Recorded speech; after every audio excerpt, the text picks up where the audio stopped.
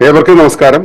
ശുഭകരമാകട്ടെ, ദിനം സന്തോഷകരമാവട്ടെ, സൗഖ്യകരമാകട്ടെ, അനുഭവങ്ങളും അനുഭൂതികളും നമ്മെ എവരെയും നയിക്കുമാകട്ടെ.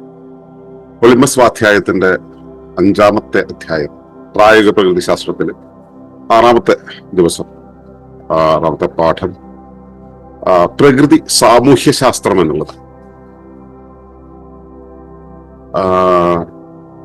സാമൂഹ്യ ശാസ്ത്രം എന്നുള്ളത് പ്രചുരമായ ഒരു കാര്യമാണ്.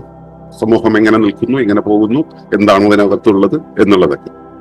പക്ഷെ ആ കാണുന്ന സാമൂഹ്യ ശാസ്ത്രം എന്ന് പറയുന്നത് മനുഷ്യകേന്ദ്രിതമായിരിക്കുമ്പോൾ പോലും മനുഷ്യരെ പോലും മുഴുവനായിട്ടും അഭിസംബോധന ചെയ്യുന്നില്ല.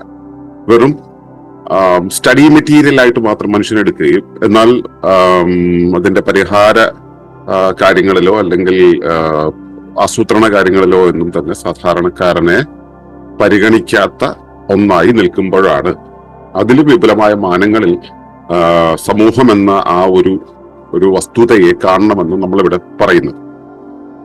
പ്രത്യേകിച്ചും ഇക്കോ വില്ലേജ് പോലുള്ള ഒരു സുസ്ഥിര ജീവന സമൂഹത്തെ ഉണ്ടാക്കുന്ന സമയത്ത് അതിന്റെ പ്രാധാന്യം വളരെ വലുതാണ്. അതിനെ ആധാരമാക്കിയിട്ടാണ് നമ്മളിവിടെ പറയുന്നത്. ഇങ്ങനെ distinction of eco sociology addresses the integral design, distribution and function of the universal society. എന്താണ് പ്രകൃതി സാമൂഹ്യ ശാസ്ത്രത്തിന്റെ വ്യതിരിക്തത? സമൂഹവും സാമൂഹ്യ ഘടകങ്ങളും തമ്മിലുള്ള പരസ്പര ബന്ധം, വിതരണം, വിനിമയം, പരിണാമം, സ്വാധീനം, ചരിത്രം തുടങ്ങിയ വസ്തുതകളെ പറ്റിയുള്ള യൗക്തിക പഠനമാണ് സോഷ്യോളജി അഥവാ സാമൂഹ്യ ശാസ്ത്രം.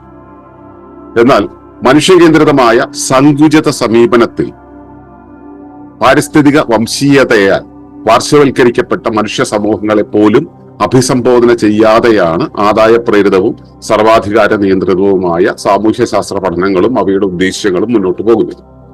പ്രകൃതിയുടെ സമഗ്ര സ്ഥിതിയെയും വ്യവസ്ഥാ തലങ്ങളെയും അവ തമ്മിലുള്ള പരസ്പരാശ്രയത്വത്തെയും പരിഗണിക്കാത്ത പ്രചുരമായ സാമൂഹ്യ ശാസ്ത്രം വികലവും അപൂർണവും അസുസ്ഥിരതയ്ക്ക് വഴിയൊരുക്കുന്നതുമാണ്. ഇതിനെ വിയോജിച്ചുകൊണ്ടാണ് പ്രകൃതി കേന്ദ്രിതമായ സമഗ്ര വീക്ഷണത്തോടു കൂടിയ പ്രകൃതി സാമൂഹ്യ ശാസ്ത്രം നിലകൊള്ളുന്നത്. അതുപ്രകാരം ഒരു സത്തയുടെ സുസ്ഥിതിയെയും അതിന്റെ ഘടകങ്ങളെയും അനുമാനിക്കുന്ന ബോധസത്താതലം മുതൽ അതിന്റെ കുടുംബം, വർഗം, സമൂഹം, ഉപരിസമൂഹം എന്നിങ്ങനെ പ്രപഞ്ചം വരെയും ലംബവിധാന സാമൂഹ്യ തലങ്ങൾ നിലകൊള്ളുന്നുണ്ട്. ഇവ തമ്മിലുള്ള ധർമ്മപരമായ ബന്ധവും അന്യോന്യതയും അതിനെ നിലനിർത്തുന്ന രൂപകൽപ്പനയും അതിന്റെ സുഗമ പ്രവർത്തനങ്ങളും ക്രമപ്പെടുത്തുന്നതിലൂടെയാണ് സുസ്ഥിരമായ ഒരു സാമൂഹ്യ ജീവനത്തിന് ഇക്കോ സോഷ്യോളജി വഴി കാണിക്കുന്നത്.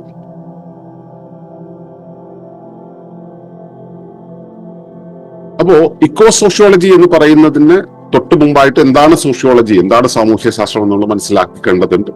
അപ്പോ സമൂഹത്തെ കുറിച്ചുള്ള പഠനമാണ് സോഷ്യോളജി. പക്ഷെ സമൂഹം മാത്രമാണ് സമൂഹത്തിലെ ഘടകങ്ങൾ. എന്താണ് ഒരു സമൂഹം എന്ന് പറയുമ്പോൾ അതിലെ ഘടകങ്ങൾ എന്താണ്? നിങ്ങളും ഞാനും ഒക്കെ അതിന്റെ ഘടകങ്ങളാണ്. അപ്പൊ നമ്മൾ തമ്മിലുള്ള പരസ്പര ബന്ധം എന്താണ്? ഇത് സാമൂഹ്യ ശാസ്ത്രത്തിന്റെ ഒരു വളരെ പ്രസക്തമായ പഠനമാണ്, അല്ലെങ്കിൽ ആയിരിക്കും. ഇത് എങ്ങനെയാണ് വിതരണം ചെയ്തിരിക്കുന്നത്? ഈ വിതരണം ചെയ്യുന്നത് ആരാണ്? ഗവൺമെന്റ് ആണോ? സ്റ്റേറ്റ് ആണോ? അതോ നമ്മുടെ കൺസ്യൂമറിസ്റ്റിക് കാഴ്ചപ്പാടാണോ? അതോ തൊഴിൽ സംസ്കാരമാണ്? അതോ ഇപ്പോഴത്തെ ഈ ലോകക്രമം, പുതിയ ലോകക്രമം ഉണ്ടാക്കിയവരാണ്? അതോ ഇതൊന്നുമല്ലാതെ ഇതെല്ലാം എല്ലാത്തിന്റെ ഉടമയായി പ്രകൃതിയാണ് എന്നത് നമ്മൾ മനസ്സിലാക്കേണ്ടതുണ്ട്. അത് മനസ്സിലാക്കാതെ നമ്മൾ ഈ വിതരണത്തെ നിരീക്ഷിച്ചു കഴിഞ്ഞാൽ ഈ വിതരണം എന്ന് പറയുന്നത് രാഷ്ട്രീയക്കാരൊക്കെ കൂടെ ഉണ്ടാക്കിയ ഒരു ക്രമീകരണ പട്ടികയിൽ വന്നതാണെന്ന് നമുക്ക് തോന്നും. അതുകൊണ്ടുള്ള പട്ടികജാതി, പട്ടികവർഗം എന്നൊക്കെ പറയുന്ന രീതിയിൽ നമ്മൾ പട്ടികകൾ ഉണ്ടാക്കി വെച്ചിട്ടുള്ളത്. അത് നമ്മുടെ സൗകര്യത്തിന് വേണ്ടി നമ്മൾ പാർശ്വവൽക്കരിക്കപ്പെട്ട ജനങ്ങളെ പെട്ടെന്ന് ഹാൻഡിൽ ചെയ്യാൻ പാകത്തിൽ അടുക്കി വെച്ചതാണ്. അതാണ് ഈ വിതരണം എന്ന് പറയുന്നത്. അപ്പൊ അതുപോലെ തന്നെ സാമൂഹ്യമായിട്ടുള്ള ഘടകങ്ങൾ തമ്മിലുള്ള വിനിമയം, പരസ്പരം തമ്മിലുള്ള വിനിമയം എന്നുള്ളത്. അപ്പോ ഇവിടെയും സാമൂഹ്യ ഘടകങ്ങൾ എന്ന് പറയുമ്പോൾ മനുഷ്യരാണ് വരുന്നത്. പ്രത്യേകിച്ചും പാർശ്വവൽക്കരിക്കപ്പെട്ടവരെ മാറ്റി നിർത്തിക്കൊണ്ട് ബാക്കിയുള്ളവരുടെ വിനിമയം എന്നാണ് വരുന്നത്. ഇതിന്റെ പരിണാമം, ഇത് പണ്ടെങ്ങനെയായിരുന്നു, ഇപ്പോൾ എങ്ങനെയാണ്, ഈ നാളെ എങ്ങനെയാവും എന്നുള്ളതിന്റെ പരിണാമം. ഇതിന്റെ മുകളിലുള്ള ഈ സമൂഹങ്ങൾ പരസ്പരം ഉള്ള സ്വാധീനം എന്താണ്, സമൂഹത്തിന്റെ മുകളിൽ വരുന്ന മറ്റ് സ്വാധീനങ്ങൾ എന്താണ്, ഇവയുടെ ചരിത്രം എന്താണ്, തുടങ്ങി ഒരുപാട് വസ്തുതകളെ പറ്റിയുള്ള യൗക്തികമായ പഠനമാണ് സോഷ്യോളജി. ഇത് ഈ ബുദ്ധി ഉപയോഗിച്ചിട്ടാണ് ഇതിനെ സമീപിക്കുന്നത്. കാരണം പഠനത്തിന് യുക്തിയുടെ ആവശ്യമുണ്ട്, ശരിയാണ്. പക്ഷെ യുക്തി മാത്രം ഉപയോഗിച്ചാലുള്ള ഒരു പ്രശ്നം എന്ന് വെച്ച് കഴിഞ്ഞാൽ അതിന്റെ സമഗ്രഭാവം, അതിന്റെ ഇന്റർ കണക്ടിവിറ്റി, അതിന്റെ ബേസിക് ഇൻഫ്രാസ്ട്രക്ചർ, സ്ട്രക്ചറൽ ഇന്റഗ്രിറ്റി, ഇങ്ങനെയുള്ള കാര്യങ്ങളൊന്നും അതിനകത്ത് വരില്ല. അപ്പോ അതാണ് റിഡക്ഷനിസത്തിന്റെ, സങ്കുചിത സമീപനത്തിന്റെ പ്രത്യേകത. റിഡക്ഷനിസ്റ്റ് സമീപനത്തിന്റെ പ്രത്യേകത ഏതാണ്? മുഴുവൻ കാര്യങ്ങളും അതിനകത്ത് വരില്ല. നമുക്ക് സൗകര്യപ്രദമായ ഒരു കണ്ണിലൂടെ കണ്ടിട്ട് ആ കണ്ണിലൂടെ കാണുന്നതാണ് സത്യമെന്ന് നമ്മൾ വിചാരിക്കുന്ന ഒരു സൗകര്യ ശാസ്ത്രം. അതിന്റെ പട്ടികയിൽ വരുന്നതാണ് ഈ സോഷ്യോളജി.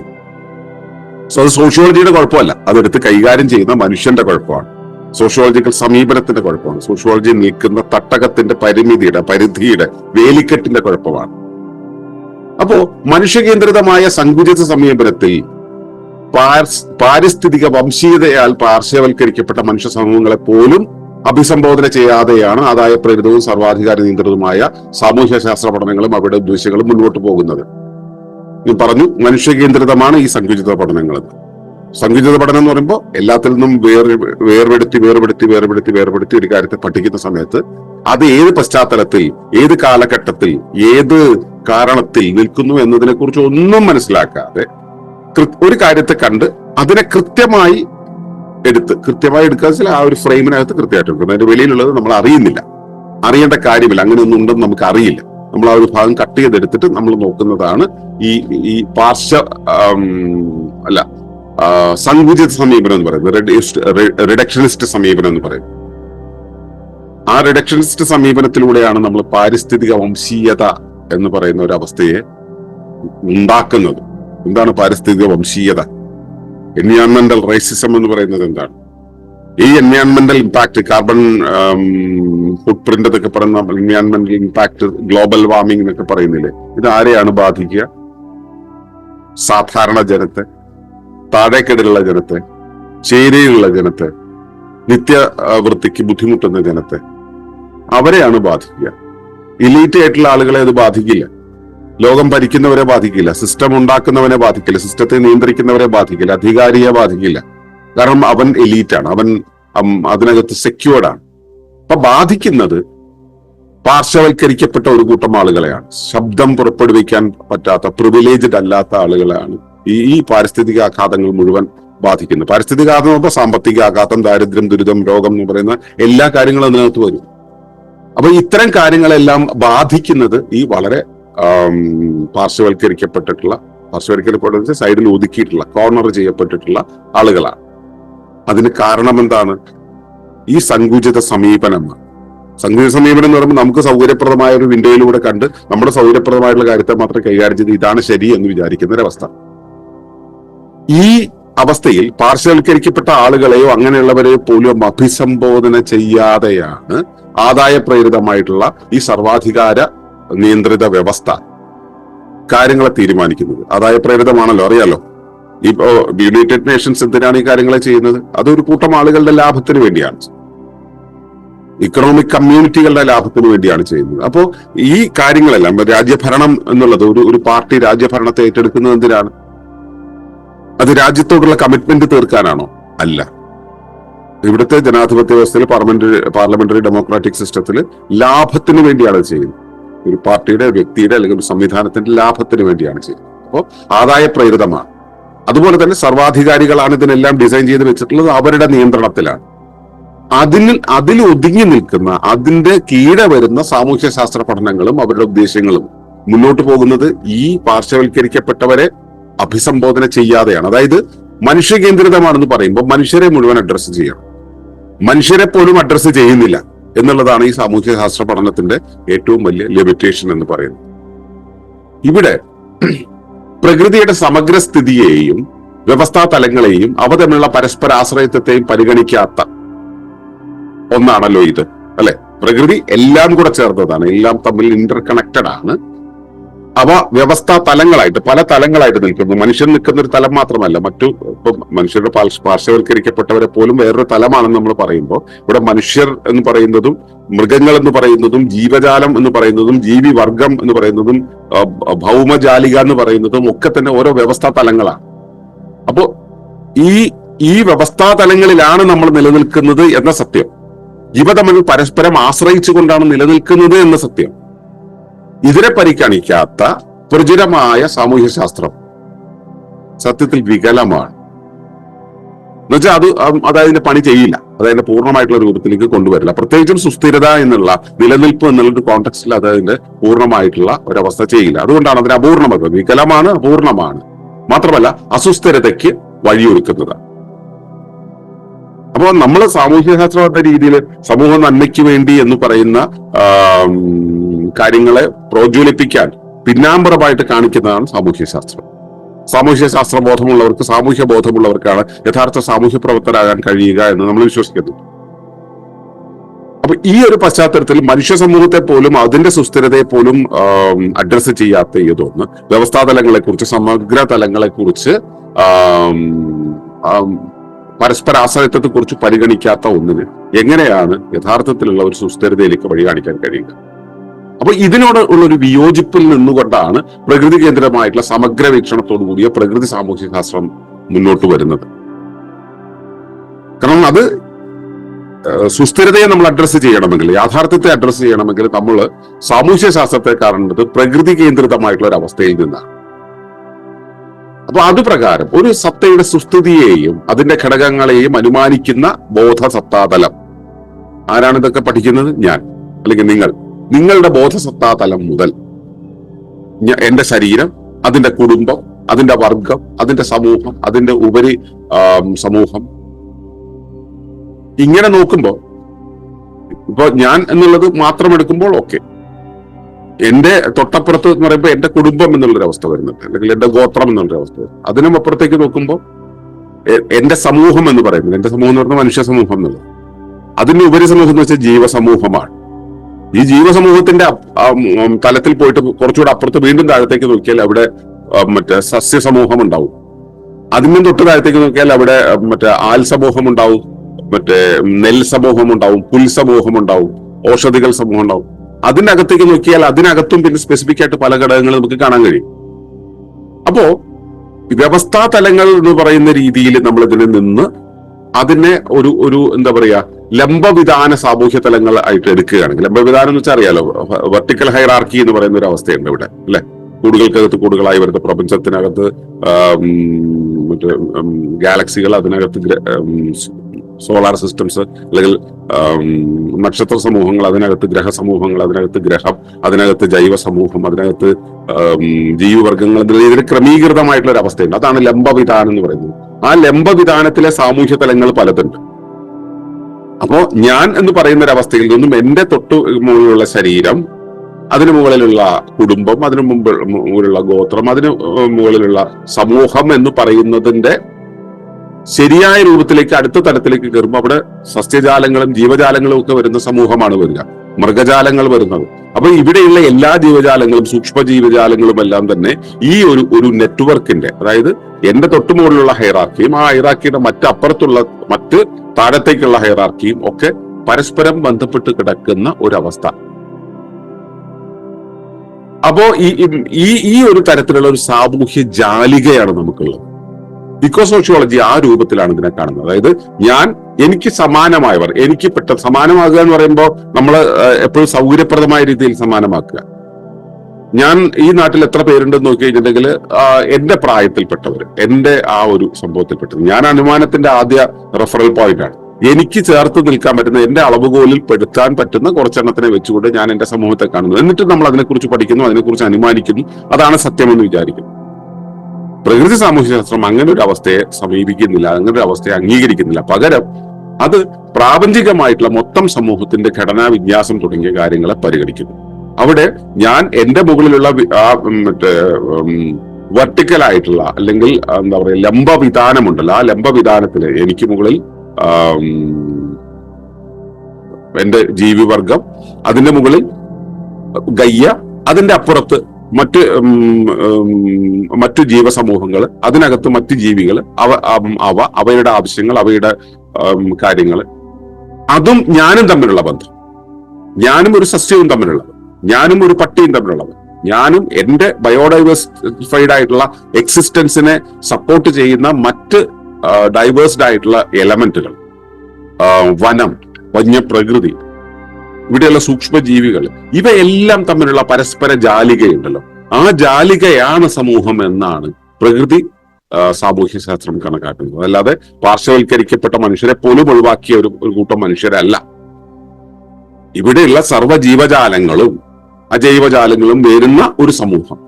ഈ വിധത്തിൽ സമഗ്രമായ സമൂഹത്തെ മനസ്സിലാക്കുന്ന സമയത്താണ് സാമൂഹ്യ ശാസ്ത്രം എന്നുള്ളത് അതിന്റെ പൂർണ്ണതയിലേക്ക് എത്തുകയും അത് സുസ്ഥിരതയെ ഡിഫൈൻ ചെയ്യാൻ, സുസ്ഥിരതയെ കൈകാര്യം ചെയ്യാൻ പ്രാപ്തമാവുകയും ചെയ്യും. അപ്പോ ഈ ഘടകങ്ങളെ എല്ലാം തമ്മിൽ നോക്കുമ്പോൾ അവ തമ്മിലുള്ള ധർമ്മപരമായ ബന്ധം, ധർമ്മം എന്ന് പറയുന്നത് എന്തിനാണ് ഉണ്ടായിട്ടുള്ളത് അത് ചെയ്യലാണ് ധർമ്മം.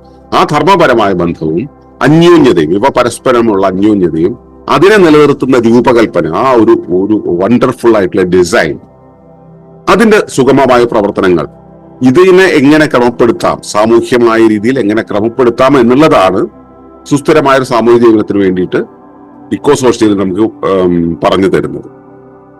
ഈ കൃത്യമായിട്ട് ഈ ധർമ്മപരമായ ബന്ധം എന്തെന്ന് നമുക്ക് ബോധ്യമില്ലെങ്കിൽ, സമൂഹത്തിലെ ഓരോ ഘടകങ്ങളും തമ്മിലുള്ള ബോധം, പരസ്പര ബന്ധം, ധർമ്മപരമായ ബന്ധം എന്നുള്ളതിനെ നമുക്ക് ബോധ്യം വന്നിട്ടില്ലെങ്കിൽ നമുക്കത് കൈകാര്യം ചെയ്യാൻ കഴിയില്ല. ഞാൻ വെറുതെ ഒരു തമാശയുടെ ഇടയിൽ പറയാം. ചാതുർവർണ്ണ്യം മയാസൃഷ്ടം എന്ന് പറഞ്ഞിട്ടുള്ള ഒന്ന്, അതിനെ ഇപ്പോൾ ജാതിയുടെ പേരിൽ പൊക്കിപ്പിടിച്ചുകൊണ്ടാണ് പലരും സംസാരിക്കുന്നത്. അതിനെ ഒരു ആത്മീയ തമാശയായിട്ടാണ് പലരും സംസാരിക്കുന്നത്. എങ്ങനെയാണ് ഈ വർഗീകരണങ്ങൾ ഉണ്ടായത്? ഇത് പ്രകൃതിയാൽ നിശ്ചിതമാണ് എന്നതാണ് ചാതുർവർണ്ണ്യം എന്നാൽ സൃഷ്ടിക്കപ്പെട്ടതാണെന്ന് ശ്രീകൃഷ്ണൻ ഭഗവത്ഗീതയിൽ പറയുന്നതായിട്ട് കഥകൾ വന്നിട്ടുള്ളത്. ഇവിടെ ക്ലാസിഫിക്കേഷൻസ് എന്നുള്ളത് ഇവിടെ ജാതിയല്ല, ജാതീയതയല്ല, ജാതി എന്നുള്ളൊരവസ്ഥ ഇവിടെ പെർസിസ്റ്റ് ചെയ്യുന്നതാണ്, സത്യമാണ്. ജാതീയതയുടെ വിഭാഗീയതയാണ് നമുക്ക് വേണ്ടാത്തത്, പക്ഷെ മറ്റത് സത്യമാണ്. ക്ലാസ്സുകൾ ശരിയല്ലേ? ക്ലാസ്സസ് ഇവിടെ ഇല്ലേ? തൊഴിലിന്റെ ക്ലാസ്സുകളില്ലേ? പണത്തിന്റെ വ്യത്യാസങ്ങളില്ലേ? ആരോഗ്യത്തിന്റെ വ്യത്യാസങ്ങളില്ലേ? പ്രദേശത്തിന്റെ വ്യത്യാസങ്ങളില്ലേ? അതുപോലെ തന്നെ നമ്മൾ പാരിസ്ഥിതിക വംശീയതയുടെ വ്യത്യാസങ്ങളില്ലേ? ഈ ക്ലാസിഫിക്കേഷൻസ് ഉണ്ട്. എന്തുകൊണ്ടാണ് അവ വന്നത്? അത് ധർമ്മപരമായിട്ടുള്ള ഡിസ്ട്രിബ്യൂഷൻ കാരണമാണ് ഉണ്ടായിട്ടുള്ളത്. ആ ധർമ്മപരമായിട്ടുള്ള ഡിസ്ട്രിബ്യൂഷനെ, അവ തമ്മിലുള്ള പരസ്പര ബന്ധത്തെ നമ്മൾ മനസ്സിലാക്കാതെ, സാമൂഹ്യ ശാസ്ത്രപരമായിട്ട് നമ്മളെല്ലാവരും തുല്യരാണ്, ഭരണഘടനാപരമായിട്ട് നമ്മളെല്ലാവരും തുല്യരാണ്. ഭരണഘടന ഉണ്ടാക്കിയത് പ്രകൃതിയല്ല, ഭരണഘടന ഉണ്ടാക്കിയത് അംബേദ്കറും അതുപോലുള്ള കുറച്ച് ആളുകളും ചേർന്നിട്ടുണ്ട്. അവരുടെ ബുദ്ധിയിൽ നിന്നുണ്ടായതാണ്. പ്രകൃതിയുടെ വിധാനത്തിൽ ഇവയ്ക്കെല്ലാം തന്നെ സ്ഥാനങ്ങളുണ്ട്, പ്രാധാന്യമുണ്ട്. അവിടെയാണ് പ്രകൃതിയാണ് ഈ ധർമ്മപരമായ ബന്ധത്തെ ഡിഫൈൻ ചെയ്തത്, നിർണയിച്ചത്. ഈ അന്യോന്യതയെ ഫിക്സ് ചെയ്തിട്ടുള്ള പ്രകൃതിയാണ്, അത് നിയമമല്ല, അത് മനുഷ്യകേന്ദ്രിത കാഴ്ചപ്പാടുകളല്ല, അതോറിറ്റേറിയൻസ് അല്ല. അപ്പോ ഇത് വർക്ക് ചെയ്യാൻ പാകത്തിലുള്ള ഒരു ഡിസൈൻ ഉണ്ടായിട്ടുള്ളൂ. ഈ ഡിസൈൻ എവിടെയാണ് ഉണ്ടായിട്ടുള്ളത്? ഈ പുതിയ ലോകക്രമം ഉണ്ടാക്കിയവരാണോ ആ ഡിസൈൻ ഉണ്ടാക്കിയിട്ടുള്ളത്? അല്ല, അതും പ്രകൃതിയാണ്. അതിന്റെ സുഗമ പ്രവർത്തനങ്ങൾ നടക്കണം എന്നുണ്ടെങ്കിൽ അത് പ്രകൃതിയുടെ നിയമങ്ങൾക്കനുസരിച്ചാണ് നടക്കുക. അപ്പോ പ്രകൃതിയെ ആധാരമാക്കാതെ, പ്രകൃതിയുടെ നിയമങ്ങളെ മനസ്സിലാക്കാതെ ഈ സാമൂഹ്യ ശാസ്ത്രം എന്നുള്ളത് സമ്പൂർണ്ണമാവില്ല. ഒരു സമൂഹം നിലനിൽക്കുന്ന, അതിന്റെ ഫംഗ്ഷൻ ചെയ്യുന്ന കാര്യങ്ങൾ എന്ന് പറയുന്നത് പ്രകൃതി നിയമങ്ങൾക്ക് അനുസരിച്ചാണ് പ്രവർത്തിക്കുക. അങ്ങനെ പ്രവർത്തിക്കേണ്ടതുള്ളൂ, അങ്ങനെ പ്രവർത്തിക്കുകയുള്ളൂ. അപ്പോ ഇതിനെ എങ്ങനെയാണ് നടപ്പിലാക്കേണ്ടത് എന്നതാണ്, ഇത് ഒരു സമൂഹ നിർമ്മിതിയിൽ, സുസ്ഥിരമായിട്ടൊരു സാമൂഹ്യ നിർമ്മിതിയിൽ എങ്ങനെയാണ് നടപ്പിലാക്കേണ്ടത്, എങ്ങനെയാണ് അത് നിലനിൽക്കേണ്ടത് എന്നതാണ് ഇക്കോ സോഷ്യോളജി നമുക്ക് കാണിച്ചു തരുന്നത്. ഇങ്ങനെയൊക്കെയാണ് കാട്ടിൽ പ്രവർത്തിക്കുന്നത്, ഇങ്ങനെയൊക്കെയാണ് നമുക്കിടയിൽ കാര്യങ്ങൾ നിൽക്കുന്നത്, അതുകൊണ്ട് ഇങ്ങനെയാണ് പ്രവർത്തിക്കുന്നത് എന്നാണ് ഇക്കോ സോഷ്യോളജി പറയുന്നത്. പക്ഷെ പൊതു ധാരയിൽ ഇക്കോ സോഷ്യോളജി അല്ലല്ലോ. ആ എൻവയോൺമെന്റൽ റെസിസ്റ്റത്തിൽ ഒതുക്കപ്പെട്ട ആളുകളെ മാറ്റി നിർത്തിക്കൊണ്ട് ബാക്കിയുള്ള കുറച്ച് എലീറ്റ് ആയിട്ടുള്ള മനുഷ്യന്മാരുടെ സമൂഹത്തെ വെച്ചുകൊണ്ടുള്ള ഒരു സാമൂഹ്യ നിരീക്ഷണമല്ലേ ഇവിടെയുള്ളത്. അത് വെച്ചിട്ട് എങ്ങനെയാണ് ഒരു സാമൂഹ്യ ഘടനയെ, സുസ്ഥിരതയെ ഡിസൈൻ ചെയ്യാൻ പറ്റുക? അവിടെയാണ് ഇക്കോ സോഷ്യോളജി എന്ന് പറയുന്ന പ്രകൃതി സാമൂഹ്യ ശാസ്ത്രം എന്ന് പറയുന്ന ഈ ഒരു സംവിധാനത്തിന്റെ സ്ഥാനം, പ്രസക്തി, പ്രാധാന്യം, അവയുടെ റോൾ എന്നുള്ളതല്ല. അപ്പൊ ഇതിനെ കൃത്യമായിട്ട് ബോധ്യപ്പെട്ടിട്ട് വേണം സുസ്ഥിര ജീവന സമൂഹത്തിന്റെ നിർമ്മിതിക്കായിട്ട് നിങ്ങൾ ഓരോരുത്തരും ഇറങ്ങി തിരിക്കുവാൻ. അപ്പൊ അതിനുള്ള വിപുലമായ ഒരു വീക്ഷണം, ഒരു വിശാലമായിട്ടുള്ള ഒരു സമീപനം നിങ്ങളിൽ ഉണ്ടാകട്ടെ എന്നാണ് എന്റെ പ്രാർത്ഥന. നന്ദി, നമസ്കാരം. ഈ വിഷയം ഇഷ്ടമായെങ്കിൽ ഒന്ന് ലൈക്ക് ചെയ്യുക, കമന്റ് ചെയ്യുക, ഷെയർ ചെയ്യുക. നിങ്ങൾ പ്രകൃതിയെ ഇഷ്ടപ്പെടുന്നുവെങ്കിൽ ഈ ചാനൽ സബ്സ്ക്രൈബ് ചെയ്യുക.